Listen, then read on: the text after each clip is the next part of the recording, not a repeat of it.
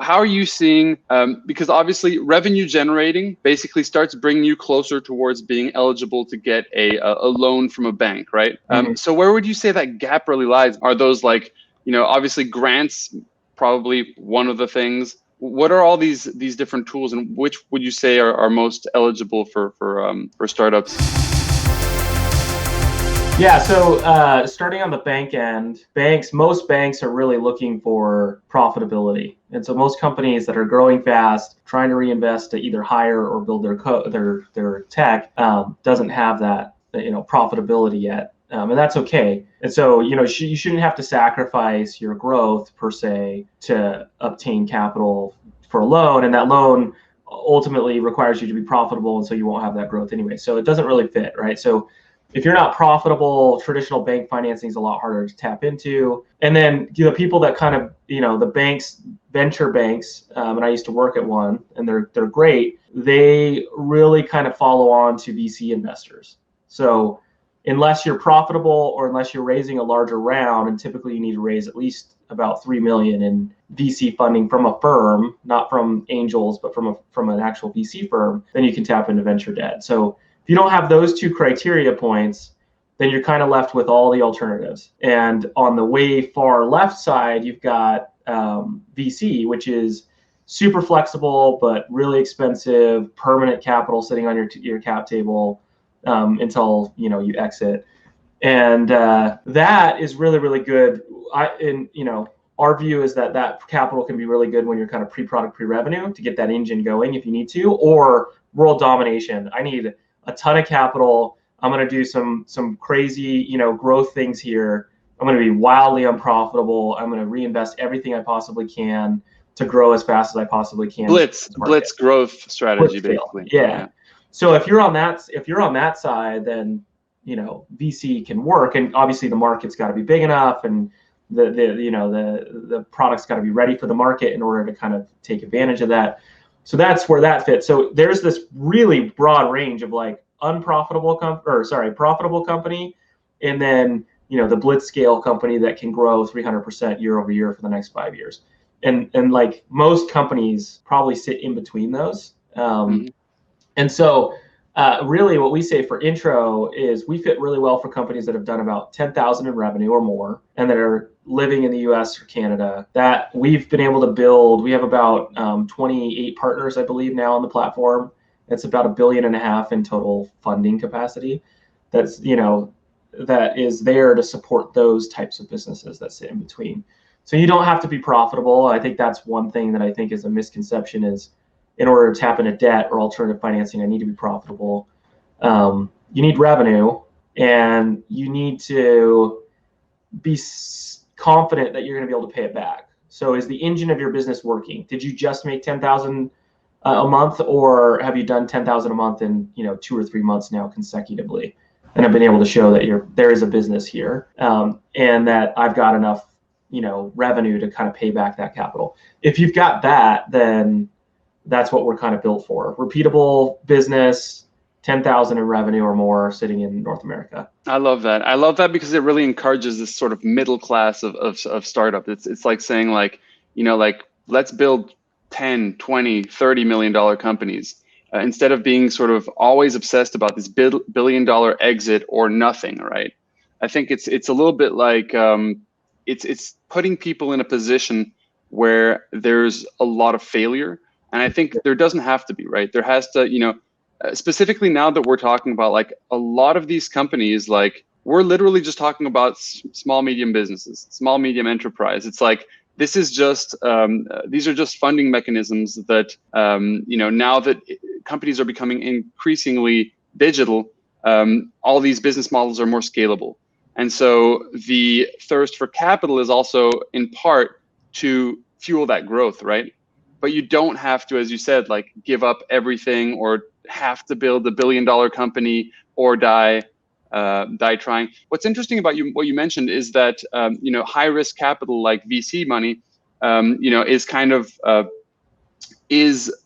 something like for early on, right? To fuel the early on, like the But unfortunately, when we look at a lot of those markets, they're increasingly like investing in companies that do have revenue, right? You look at like the seed deals from there was like this thing, and it was like they looked at like 4,700 deals, and it was like it was just very clear that like between 2010, like 10% of the deals were going to companies that had revenue, and like 7 years later, 2017, that number was already at 50%. So now we're looking at like basically 75% of deals are probably going towards companies that have revenue.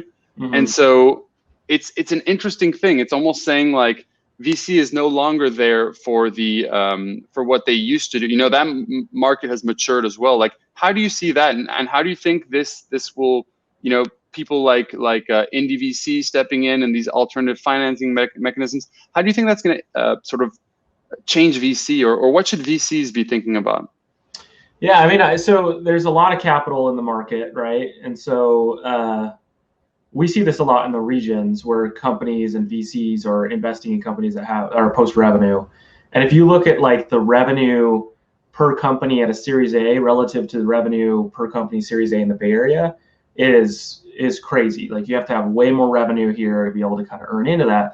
And the challenge, like the reason why, is because capital's not as readily available. And you know, a VC can either invest in a company that's doing $1 million in revenue, or a company that's doing $5 million in revenue, because the founder feels like it doesn't have other options. Then they opt for that, you know, VC capital at a similar valuation as the company that's doing $1 million in revenue. So there's, again, I think some of it is knowing what's out there and knowing that that's not your only option at that scale. I think two, VCs are trying to deploy the capital that they've raised. You know, it's the job. Not everyone's going to get into the Zoom, right? It's hard type deal, or Clubhouse, I guess now. Like, you know, so whatever the hot deal is, not every firm can get in, and so they're looking for other types of investments to earn their money back. I think the challenge is, and VCs, and I think founders are also seeing this, which is, if you raise 5 million in venture and your company grows and it's a competitive market, or the market's not as big as you thought it was, and it sells for 100 million, it's not a great outcome. It sells for 40 million, it's not a great outcome.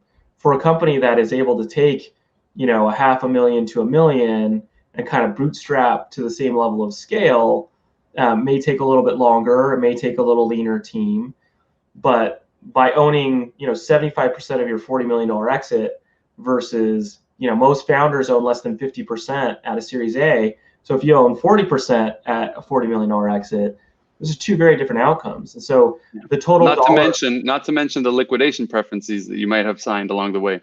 Exactly. And so the total dollar, you know, exit may be lower than that $1 billion exit, but your total cash out as a founder and what you've actually earned from that hard work and blood, sweat, and tears to build that company is much higher. As I think a lot of founders are starting to figure that out. And I think founders are now looking at all these historical companies as well. You know, all the big brands and the big box stores, you look at them and you say, these guys didn't raise VC. I think there's like challenging of convention of how are these companies growing so quickly without having to raise VC. There's got to be a better way. The mattress war that happened years back, I think also brought light to that. Casper raised a ton of money.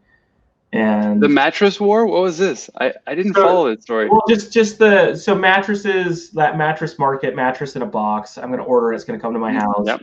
You had Casper, which was really, really large. They raised a ton of money, and they had a cool Purple brand. And then you got Purple, which is down the road here. And I knew those, you know, I followed those, knew those guys at like month 2. And by month 2, they were already hitting profitability. And they're, you know, you look at Tuft & Needle, a lot of those guys were doing about the same level of scale as Casper pretty quickly, but they had never raised money. And so I think that, you know, stories like that help us realize, wow, there's a way to still grow and get to scale, real scale. I don't have to raise a $5 million Series A to reach scale. Now, some companies do, really highly technical companies that like we've got computer vision, like scientific labs here in Utah, probably can't do that type of tech, you know, unless you have, you know, real engineers building something. But in most cases now, especially software, SMB, B2B software, there's a lot of ways. No code is one tool you can use that's very, cost effective to build out a product.